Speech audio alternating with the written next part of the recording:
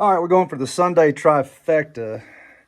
Got a 201, handles cracked all the way through here and up and around here. Before this gets any worse, I'm glad he brought this in.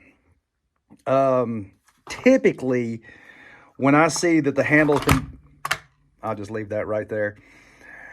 When the handle's been completely broken, I always replace the entire, it's cost effective. You know, you get a new AV spring, top and up front here, a new wiring harness, it all comes assembled. We're gonna take this one apart. I've got this one Stihl part right here. And let me grab my invoice. So with a little bit of effort, so here we are, 1145, 790, 006.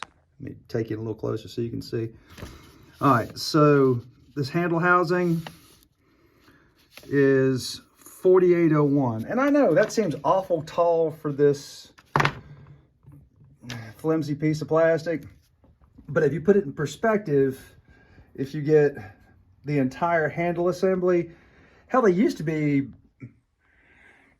80 bucks for the whole shooting match, all just plug and play, quick, easy swap. This whole handle setup now is $125. So we're gonna try and save the customer a couple of bucks here, put a little bit of legwork into it, and I will show you how to we're gonna pull the carburetor, yank the old wiring harness out, and then thread everything back into this. All right, let me get set up, and I'll probably go ahead and tear this down. It doesn't take a rocket scientist to figure out how to tear shit apart. The important stuff is putting it back together. All right, so there is some disassembly required. You do have to pull the clutch pretty much, so you can take the dust shield off. Where's it at? Right there. Because your bolt for the front AV spring is right in there. So, I mean, yeah, it's going to take a little something to get this done, but it's not hard. So here's the old top handle.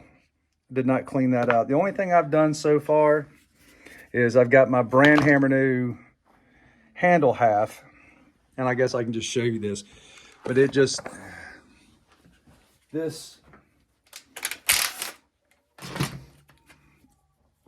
so you can't screw this up. It only goes in one way.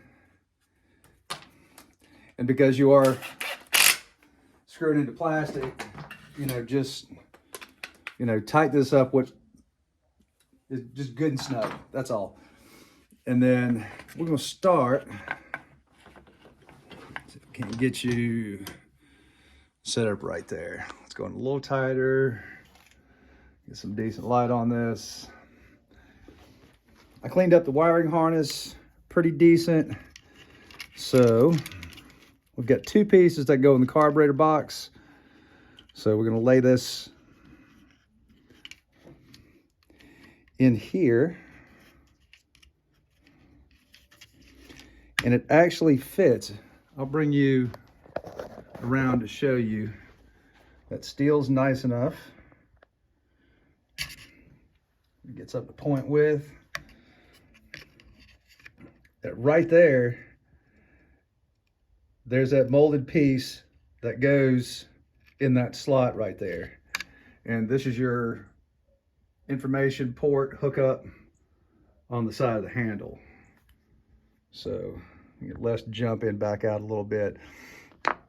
And then your plug-in for your solenoid is right there. It goes in its little resting place. There's also in here, you can see right there and right there. So I pull this away. There's two humps in the plastic and then one hump of the plastic, and that's to snake that in there and hold that from moving around and getting smushed. So I'm going to slide this in, And the flat, this will only go one way. You know, for those of you who don't think this stuff's so tightly engineered, the back side of that's flat and it won't slide in. This way, come on, focus. This way right here, there's going to be a plastic tab off the carburetor that has a quick release on it. Where's it at? It's on the other side. Right there. See that? And it just, when you push it in, it snaps and locks. All right, let me reorient this and I'll take you through snaking this through the handle. The hard part is not going to be rerouting the wiring harness. It's for me to keep my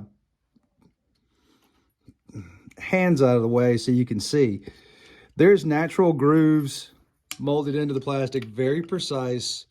Let's start right here. We're going to tuck those in, and you're actually going to have to put, you know, one wire in, tuck it down. There's pinch points right here and right here. There's a pinch point right there.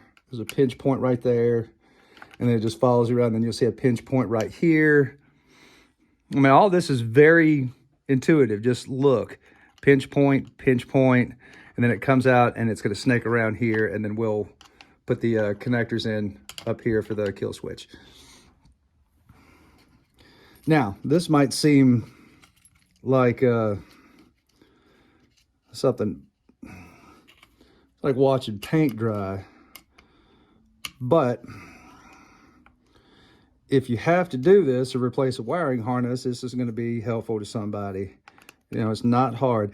By the way, I checked to make sure that there's no hard or sharp edges on this screwdriver. You know, ideally you probably want to use something plastic that so when I'm getting there, I actually have to kind of turn it sideways and get it through that pinch point. Just be careful. You don't, these wires are fragile. You don't want to hurt them, because if one of these wires gets damaged and the carburetor doesn't, excuse me, the solenoid doesn't get a signal back to the ignition coil, all it'll do is pop a few times and shut itself off. Pop a few times and shut itself off. You know, you can do this if you got a decent thumbnail, do that. But again, you don't want to, you want to make sure these wires are in their little resting places. Not hard stuff, you know, gentle but firm. All right, and then see how they leave you. It's very intuitive. Just, I know this seems like microsurgery, but it's not that hard. So now you're left with two connectors. This first one is going to go on the bottom. This is your ground. This is one of your wires. Here, let me change the angle on this so you can kind of see what's going on. So there's your molded in piece for your connector, and see how that's, come on you.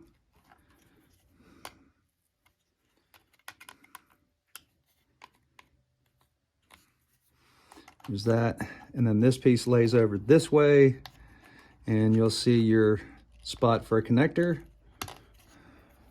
right there. Goes around here. No big deal. I think I'm going to tuck this wire in right here.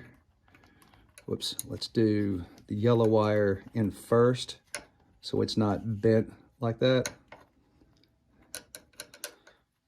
Come on. Get in there. That. Then that lays on it. And then your extra wires right here, keep those in place.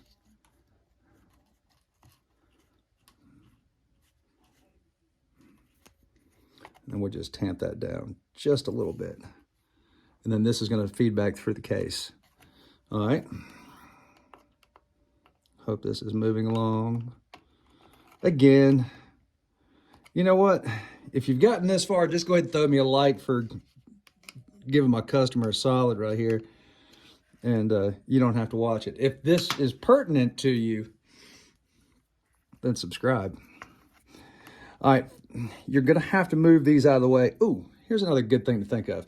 Occasionally, if your 201tc or 201t doesn't want to shut off, it's because there's a bunch of spooge on these two contacts, and that's what closes the circuit.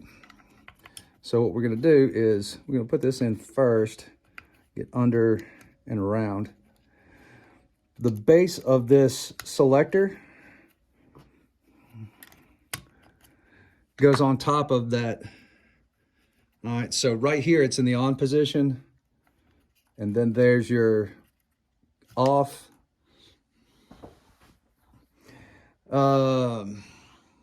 Here, let me back out just a little bit. See if I can get some of that glare off of there. All right, now your wiring setup, or excuse me, your linkage setup. This one right here, and I usually leave this one, but what you have to remember, this is the sneakiest part about putting this stuff back together.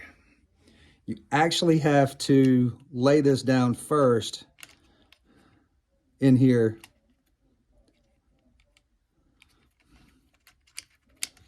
And this has to go on top. Come on. You'll see as soon as I can get this there. All right. This is like the hardest part when you have this apart. I'm rhyming here or using alliteration. But this is the only thing that doesn't have something keeping it from falling out.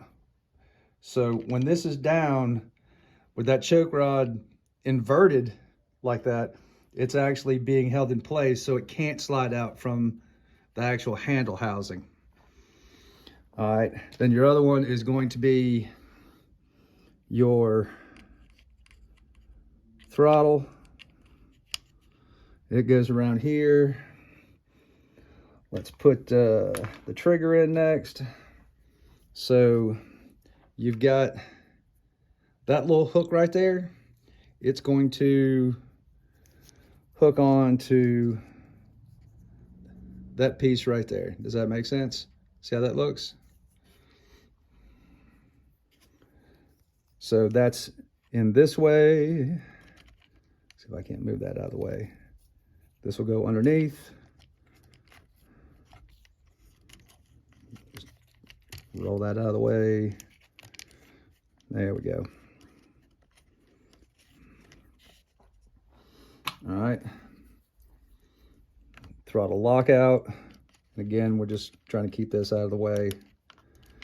You'll actually have to hook into this right here. That's where that goes. Whoops. That goes above, and that goes in there.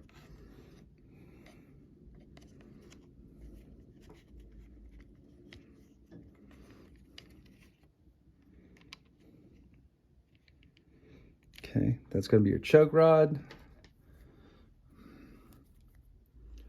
This is going to be your throttle rod. That lays in there just like that. And then your choke linkage, you'll put on as soon as this is getting ready to go back on the saw. Whoops, I lied. That goes there. And then your actual throttle rod will hook into that right there, this hole. Then, all right, everything's all buttoned up. It's in there like swimwear. So we will take this half right here and we're just gonna lay it down. And there's a handful of places on here where you have to where it actually snaps in. And you'll be able to tell there's a very positive snap. Yeah, 9 minutes, that wasn't bad. Where this is actually, get in there.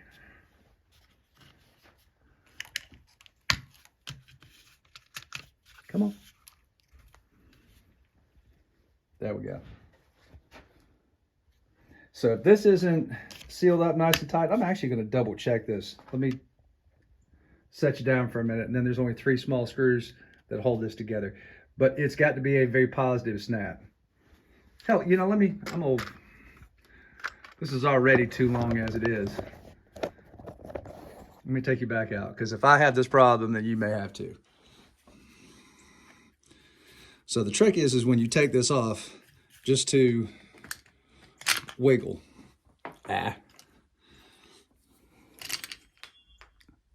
Okay, I'm gonna do this over again and we'll come right back. All right, we found the malfunction.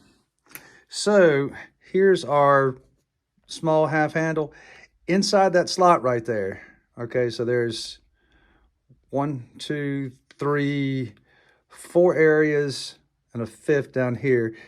So all 4 of these snap into 1, 2, 3, 4 of those, and that one right there that I missed. So what had happened when this broke is this piece is missing right here. That's actually right there. Spy. Okay. Instead of trying to dig this out of there, because I'm sure it's jammed in there, I just went over and found like another busted up one, and it'll lay right in there. But I'm actually glad that I saw that. Well, we got woed up here.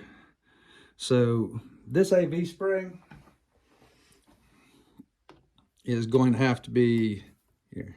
You always want it, there we go. Back up until you feel the threads. And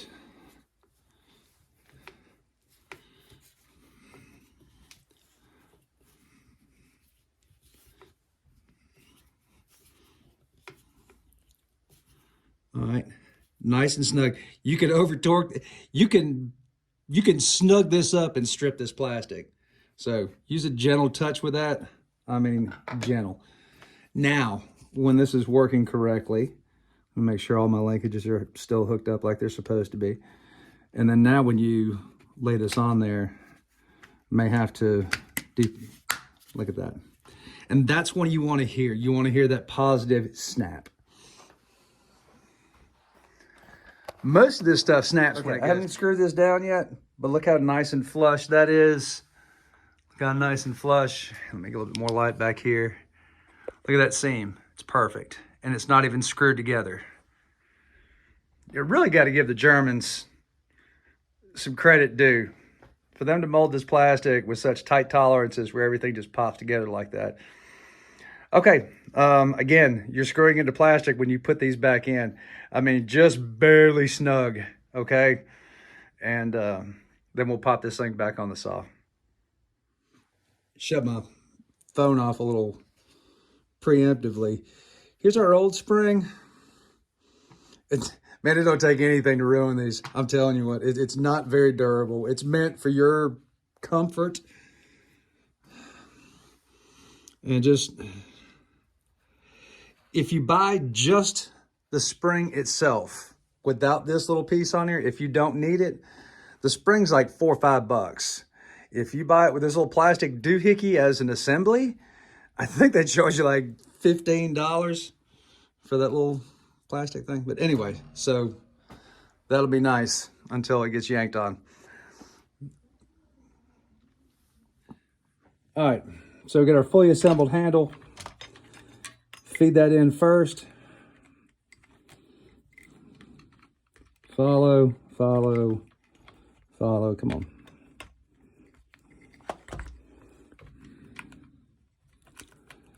Get in there.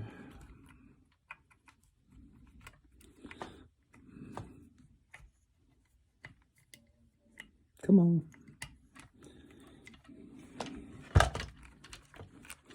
You know, when these wires are newer, it just slides right in because there's no bends and twists in this wire.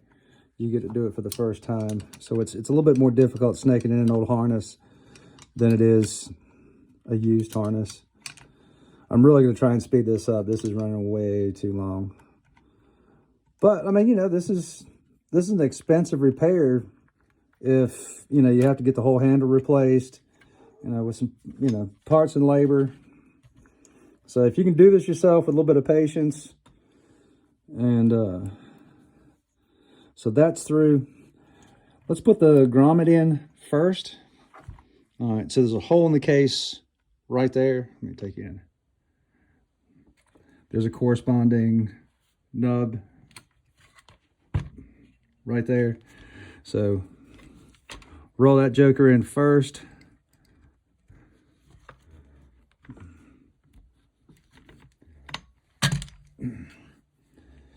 And that snapped in.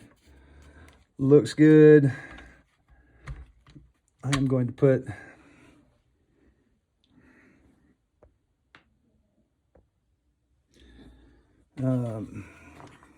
to hold everything in place. This is a long screw right here, but it's still the fine thread M4. I got the wrong bit in here, but there. And then we'll hand torque that. This way it doesn't go bouncing around. Okay, flip it over. We'll bring in nice and close. First thing you want to put in is you want to, make sure my hands are out of the way here, is to push the main wrapped part of that harness through there. And here's your tiny, tiny, small shouldered, short thread.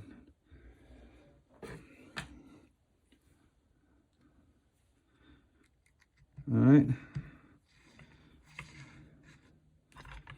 Nice and easy.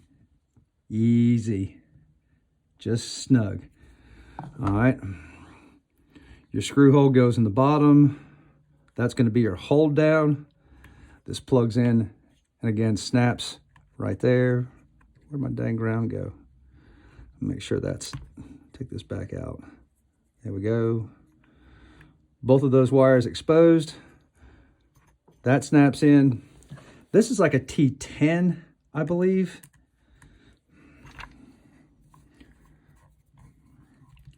Snap that down. There's another cover that goes in right here. You want to have these wires tucked into, here, let's try this. Somehow or another, our ground is, our black wire is too short. I'm going to leave that right there. That's tightened down. And we can put the recoil on and snake that around. So that, we're done over here. Long screw for your buffer. This goes under.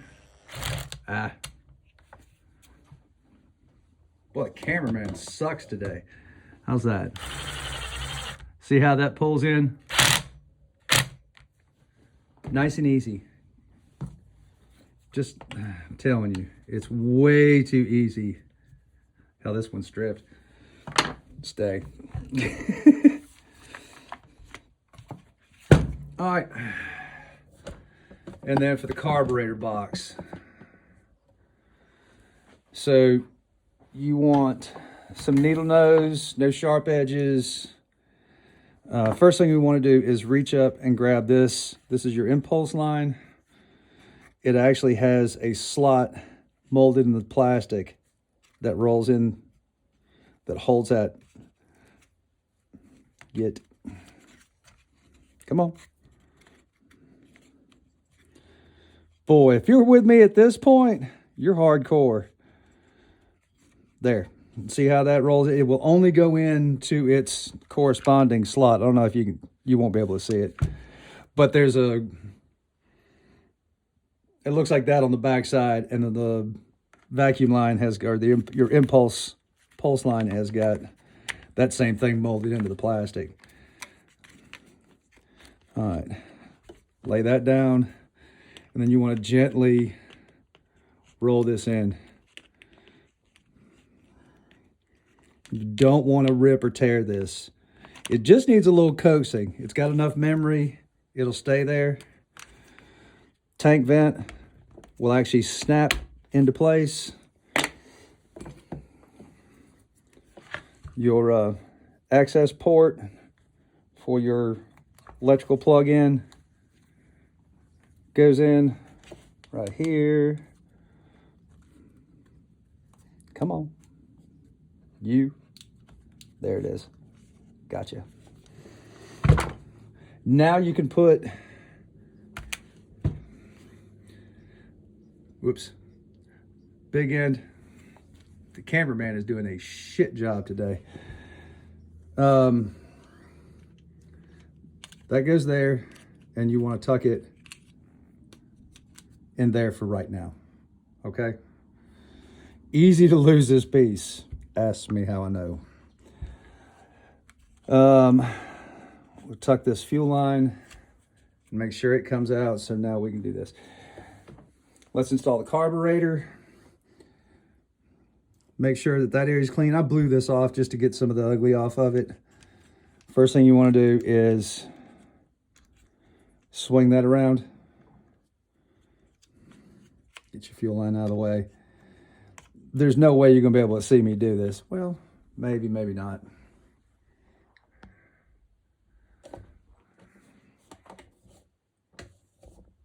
Put you on this side. Maybe we can see together.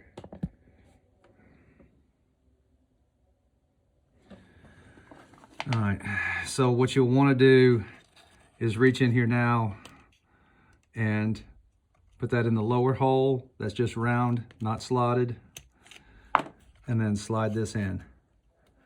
If that doesn't sit in there firm where it's not rocking around and it's flat, you need to back up, double check your work. Simply push in your connector for the solenoid, slide your fuel line on, and the rest of it's all downhill. You don't need to see the rest of it. This is when you'll really know if that's on there, because this actually lays in pretty good. You'll have this right here.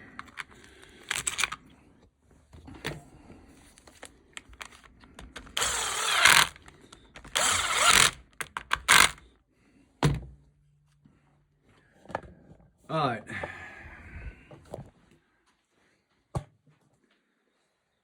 So, where's Rich at? Here we go. Hold on. There we go. I know. For $150, you could have just taken the handle off and putting the handle back on. But that saves $100 on this. That took me, I think, a total of 20 minutes. So with all the tear down and everything else, is a half an hour's worth of labor. So it still saves money. It's a little bit of effort, but you know, nowadays with everything being so expensive, it's I mean, you gotta save a buck where you can.